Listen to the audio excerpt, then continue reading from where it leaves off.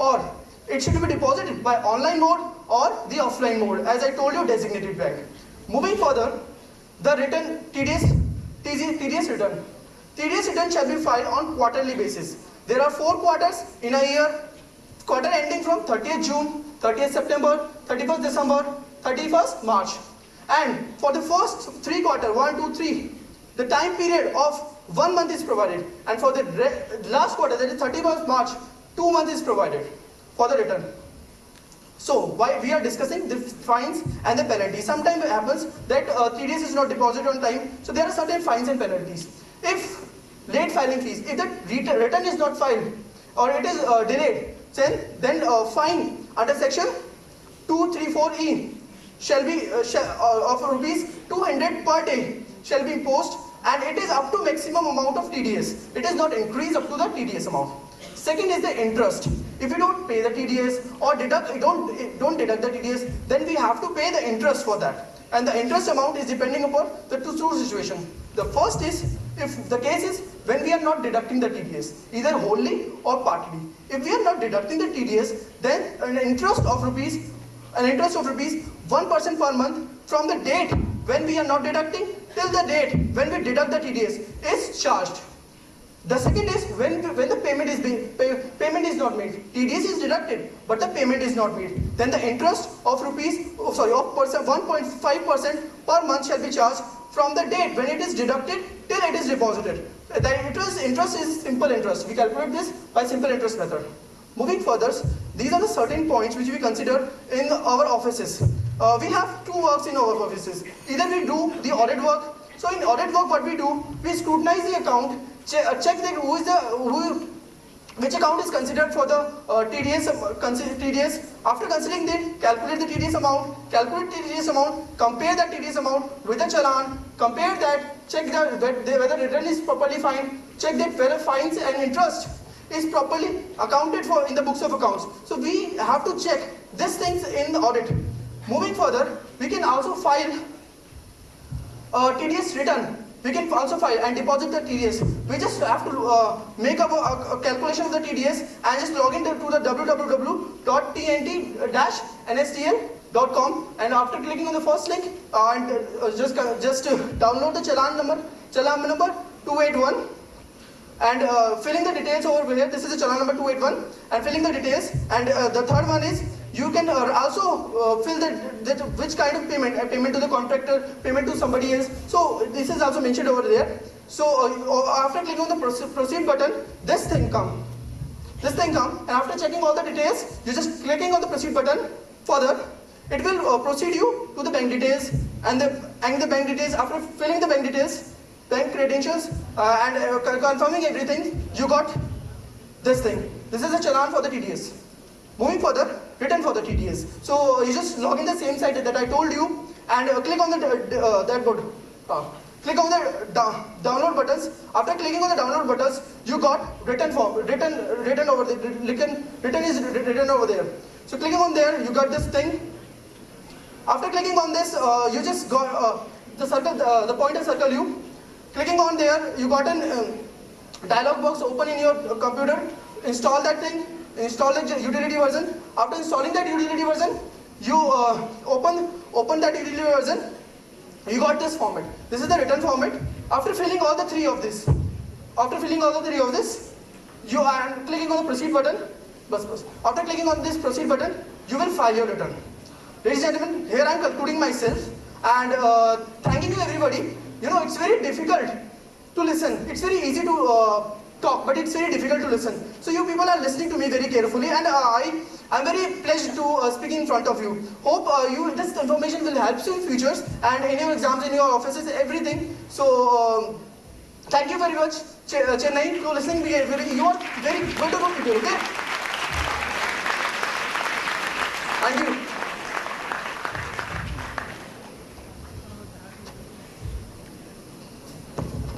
Oh, in a tedious topic, within 20 minutes time, we have to give it in a very simple and lucid form. But however, when you walk into, before we just get some time with the other speakers, I'll just give you one small issue from what he said. Talked about interest under 201(1)(a). Right? So interest under 201 எனக்கே புல்லடிச்சிங்க. சும்மா test பண்ணி பார்த்தியா? சரி.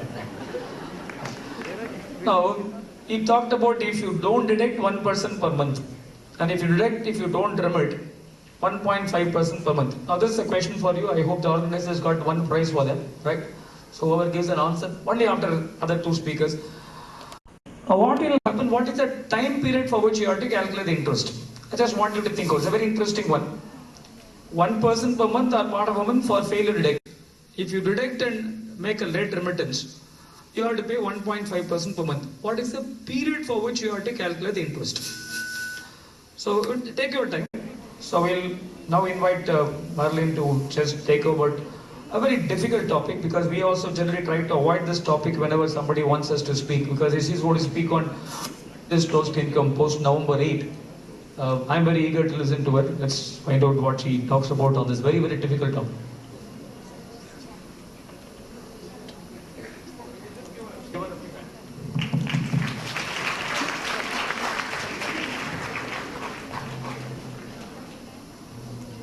Just okay. She has warned me, since the slides are big, it won't be properly disclosed unless you move away.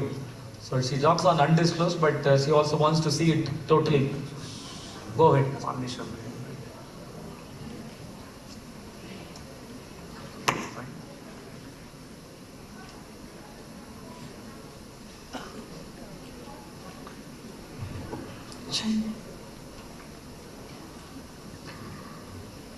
A very good afternoon to all my fellow CA aspirants, to all the esteemed dignitaries, and to all my fellow speakers. Friends, I would advise you to stay tuned to this presentation, because I'm going to discuss about an issue which the entire nation is talking about. I'm Sabrina, and I'm here to present a paper on the treatment of undisclosed income. Before I proceed with the topic, friends, of late we keep hearing a lot from the IT department, from the government, about declaring your undisclosed income, disclosing your undisclosed income, and so on. So what is this undisclosed income? Any unrecorded investments, cash, jewelry, bullion, or any other valuable article, whether fully or partly disclosed, for which the assessee is not able to explain from how and where he got it, then all these would form part of undisclosed income. Now let's see briefly about the various sections in Income Tax Act that govern this undisclosed income. Supposing, say I have a credit entry in my book, say for rupees 1 lakh, and I'm not able to explain to the assessing officer from where or how I got it, or I explain, but the assessing officer is not happy whatsoever with all the stories that I say, he refuses to accept it. Now, Section 68 terms this amount as cash credit, and this cash credit will be included as my income for the year and taxed. Next. Supposing I make unexplained investments in a year and I don't record it in my books, and once again I'm not able to explain to the assessing officer about its nature and source, or I explain but the assessing officer senses that there is something fishy in all my explanations and he refuses to accept it. Now Section 69 includes this unexplained investments as my income and charges them to tax. On similar instances, Section 69A deals with cash, money, jewelry, any valuable article. 69B deals with investments not fully disclosed. 69C deals with unexplained expenditure, and 69D deals with amount borrowed or repaid on a hundi by other than an account paid check. Section 115BBE of the Income Tax Act taxes all these income which I explained now at a flat 30% without allowing any deductions or basic threshold limit. So to be crisp, Section 68 to 69D includes unaccounted income as my income, and Section 115BB taxes all these income. Next, last year the Income Declaration Scheme, or shortly called the IDS, gave a limited time period opportunity for all domestic taxpayers, for either those who had not disclosed their income correctly in the past, or those who had not paid their tax fully in the past, to come forward and disclose their undisclosed income. You might have known this scheme remained in force just for 4 months, from June to September 2016 last year. So, persons declaring an income under the scheme had to pay a flat 30% of the income that they disclose, plus Krishi Kalyan says at 25% of tax, and the penalty of 25% of tax, all adding up to 45% of the undisclosed income. Any scheme which needs to be implemented has to come with some benefits, right? Otherwise, how else will the people be persuaded to disclose their income and pay tax on something which they have been so carefully hiding for all these years? So, here are the benefits of the scheme. The assets that you declare under the scheme were exempt from wealth tax. No scrutiny were allowed to be made under IT or a Wealth Tax Act. And this scheme provided immunity from prosecutions under IT Act and Wealth Tax, and an immunity from Benami Transactions Act, not forgetting to read the fine print, terms and conditions applied. This undisclosed income will not affect your past declarations. It will not be included in your total income for any assessment year under the IT Act. Just take a look at this cartoon. So this is what happened. On the expiry of the deadline for this disclosing your income, Income Tax Department collected black money worth rupees 65,000 crores from all across the country. And interestingly, Andhra Pradesh topped the list with rupees 13,000 crores, followed by Mumbai with rupees 8,000 crores. No offense to all my friends from Andhra. Next. Even all good things must come to an end, and so did the income declaration scheme. But how will the government forsake its own dear people? So, the government devised an approach for people to come forward voluntarily, disclose their undisclosed income, which is in excess of rupees 2,50,000, that is the basic threshold limit. And this will ensure that the black money that remains with them turns white. The tax rate under Section 115 BBE, as I told you earlier, was amended from 30% to a flat 60%. So persons who are choosing to declare their income voluntarily had to pay tax like this. There's a flat 60% tax, plus the charge of 25% of tax, plus cess at 3% of tax and surcharge, all adding up to 77.25% of the income that you disclose voluntarily. No deduction set off of any kind was allowed. Take a look at this illustration. Assume that you voluntarily disclose income for rupees 1 lakh. So after the tax, surcharge, cess, the total income tax liability will be 77,250 on rupees 1 lakh, which is 77.25% of the income that you voluntarily disclose. Next. As a part of the current treatment to deal with undisclosed income, the Pradhan Mantri Garib Kalyan Yojana scheme was introduced, and this scheme remains in force only till coming 31st March 2017. The money that will be derived from the scheme will be utilized for construction of toilets, infrastructure, developmental activities, etc. So let's see the features of the scheme. This scheme has got two parts. Part A, you have to pay tax at 30% of the income declared under the scheme, plus the charge penalty, all adding up to 49.9% of the income declared. Next, and you have to simultaneously deposit 25% of the income that you declare. This deposit has a lock-in period of 4 years. You are not eligible to earn any interest on this deposit, but this deposit will be refunded to you after 4 years. Look at this illustration. If you declare rupees 1 lakh under the scheme, the tax, surcharge, penalty, the income tax liability will come to 49,900 rupees on 1 lakh. In addition to it, you will have to make a deposit of rupees 25,000, that is 25% on 1 lakh. So the benefits of this scheme are, the income that you declare under the scheme will not be included under your total income for any assessment year under the IT Act. Whatever income that you declare, it will not be taken as evidence to be used under the Central Excise Act or the Companies Act or whatever. However, the scheme will not provide immunity from criminal acts. So, no, come on, set aside all the theory. We have already heard enough of it, right? So, friends, if you have black money, following are the ways to deal with it. Case 1, you have some cash and you have not reported this cash deposit as income, but you are able to explain to the assessing officer from how and where you got it. So what's the consequence? There's no consequence since you're a clean slate. Case 2. You have some cash money with you and you are not able to cook up stories from how and where you got it. So now what will happen? You have two options. Option 1, what you can do is you can admit that it is none other than your income, file it in your returns and pay tax at 77.25%. This is option 1. And option 2, you can declare that income under the Pradhan Mantri scheme, pay tax at 49.9% and deposit 25% of the income declared. Case 3. Just like how often we get stuck up in deciding, should I write group 2 for this attempt, or your friend walks in between and he says, no, I think group 1 seems better.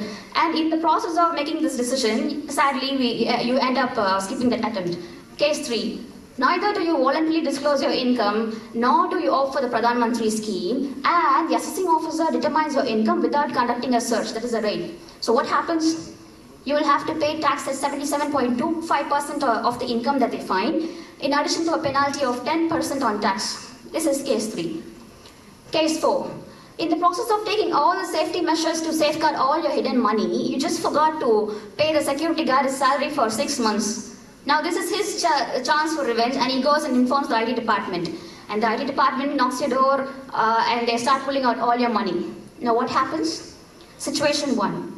Realizing that it's too late to help yourself, what you can do is you can admit your income, file it in your returns, and pay tax at 77.25% in addition to a 30% penalty on the income that they find out. Or situation 2, in spite of the tax authorities pulling out all your money from inside the cupboard and from underneath your bed, you keep mom doing nothing. So, ma'am, if you make them life miserable, they will make your life miserable, in which case they will slap a heavy penalty of 60% of the income that they find, which is in addition to 77.25% of the tax which you're going to pay. So now you choose to be honest, you're going to disclose your income, but the Pradhan Mantri scheme or the voluntary disclosure, which one is best? Let's take a look. Assume you have rupees 100 cash which you want to declare. Now, under the Pradhan Mantri scheme, your tax amount will be 49.9%, that is 49.9 rupees on 100, and under voluntary disclosure, it will be 77.25 rupees. As I've already told you, under the Pradhan Mantri scheme, you will have to deposit 25% of the income that you declare, which is 25 rupees. So, the net cash in hand which remains with you after all payments, in the case of the scheme, will be 100 minus 49.9 minus 25 rupees, which is 25.10. And in the case of voluntary disclosure, it is 100 minus just the tax payment, 22.75. Now, I have already told you the deposit amount which you make will be refunded to you after 4 years. So let's apply some SFM here. I'm going to take the present value of 25 rupees which I will get after 4 years at an assumed 10% discounting rate, which works up to 17.08. So, the net present value of cash in hand in case of the scheme would be 25.10 plus 17.08, 48. And in the case of voluntary disclosure, it would be 22.75, which is just the amount remaining in your hand after tax payment. So it is quite clear that it is more beneficial for a person with sacks of money hidden in his or her room to make use of the Pradhan Mantri scheme than to voluntarily disclose his income or to wait till the tax authorities break open his door and take all his money. So as the old saying goes, it's wise to make hay while the sun shines, or in this case, make use of the scheme, Pradhan Mantri scheme while it exists. Hurry, offer valid only till 31st March 2017. I hope this presentation has given you an insight on the treatment of undisclosed income and the ways of dealing with it. I thank SIRC of ICAI for giving me this golden opportunity to present before this esteemed dais and before you, my dear audience. Thank you.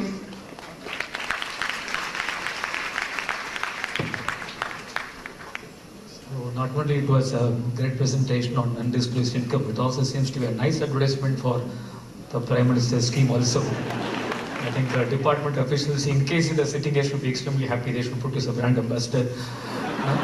But there are some unintended consequences also there. I think what all of you should. She was talking about 115 BB has been increased to 60%. So the effect of this is applicable from assessment here.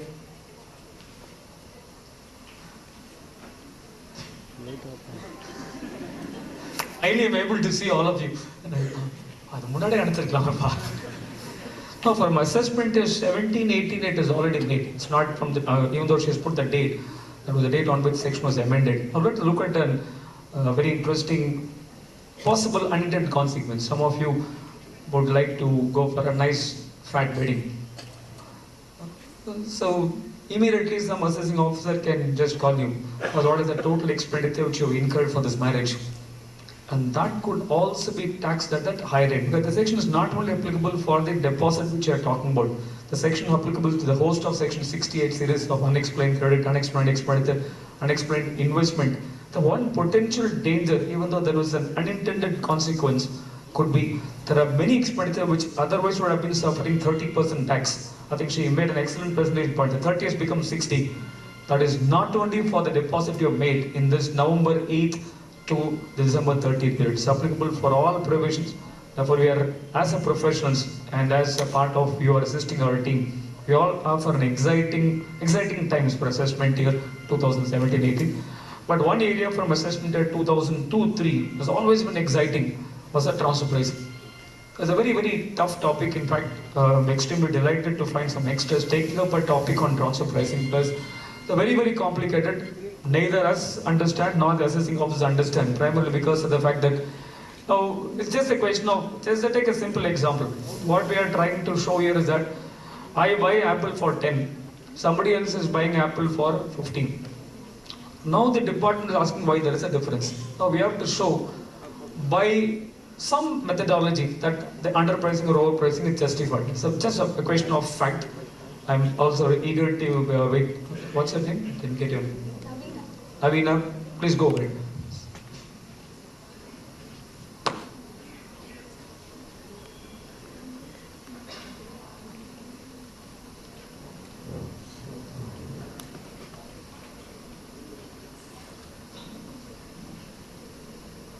Good evening to one and all present here. I am Navina. I am here to present on one of the most interesting and emerging areas in Indian income tax, that is on transfer pricing. First, let us have a look into the contents of our discussion. I would like to give you a basic concept, basic idea about transfer pricing. Then we shall have a detailed discussion on range concept and advanced pricing agreement. First, let me explain why transfer pricing provisions are brought into India. Transfer pricing is nothing but a price which is charged in a transaction undertaken between two related entities in a controlled circumstance. We all acknowledge the fact that transaction between two unrelated parties is different from transaction between related entities. And we all know that tax rates are not uniform across the world. That is, some countries charge higher rate of tax, while in some countries lower rate of taxes are charged. Hence, the multinational companies might have a chance to take advantage of these differential tax rates so that they can shift their taxable profits from higher tax countries to relatively lower tax countries, thereby reducing the tax expense of the group as a whole. This can be done by influencing the price that they charge for transaction among their group companies. Let us have a look into an illustration. In this case, first is a case of an uncontrolled transaction, second is a case of a controlled transaction. In the first case, Indian entity is directly selling to a third party in USA, thereby resulting in a taxable profit in India of rupees 50. In the second case, whereas the same entity selling the same product, not directly to a third party, but it is routed through a holding company in Mauritius, thereby profits are shifted from India to other countries. This reduces the taxable profit from 50 to 10. Such unscrupulous practices erodes the tax base of a country. In order to curb this revenue leakage, transfer pricing provisions are first brought into Indian tax laws by Finance Act 2001 by inserting Chapter 10 in the income tax. Chapter 10 covers 92 to 92F. Sections 92 to 92F deals with the transfer pricing provisions, of which 92 is a charging section, which states any income arising from an international transaction having regard to arm's length price, which means where an international transaction is undertaken between two related enterprises and the price charged in such transaction is different from the arm's length price, then the difference shall be charged to tax by invoking the provisions of section 92. We all know that arm's length price is a price chargeable for a transaction between two unrelated parties in an uncontrolled circumstance. If there is a difference between actual transaction price and arm's length price, the same shall be brought to tax by section 92. I would like to ask you a question now. Do you think if applying the transfer pricing provisions has the effect of reducing the taxable profits in India, or it has the effect of increasing the losses of the assessee in India, whether the transfer pricing provision shall be invoked? The answer is no, because the charging section clearly excludes the downward revision that can be made to the income of the assessee. It covers transfer pricing provisions are applicable only if there is a chance for upward revision to the income. Now, let us understand some relevant terms used in transfer pricing. First is associated enterprises. Associated enterprises can be, in normal sense, can be understood as related parties, but there are some provisions in income tax which deems the associated enterprises. Though they are actually not associated enterprises, the relationship between two entities are deemed to be associated enterprises. Then let us have a look into international transaction. International transaction is a transaction between two associated entities, in at least one of whom should be a non-resident of India. Though initially transfer pricing provisions were applicable only to international transactions, later in 2011, the provisions were extended to specify domestic transactions as well. Provisions are not applicable to all domestic transactions but only to specified domestic transactions subject to a threshold limit of rupees 20 crores. Now let us have a look into the transfer pricing flow, which will give you an overall idea about transfer pricing. The first step in transfer pricing is to identify the transactions to which the provisions of the Act applies. And the second step is to carry on a detailed analysis of the transactions covered. In this step, we analyze the functions performed, the assets employed, and the risk assumed by the parties to the transaction.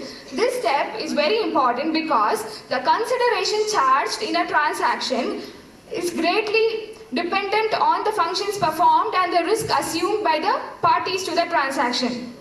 The third step is to identify the tested party among the two associated enterprises. The fourth step is to select the most appropriate method to benchmark the transaction. For this purpose, Section 92C states 6 methods. Based on our transaction, we should select the most appropriate method out of the 6.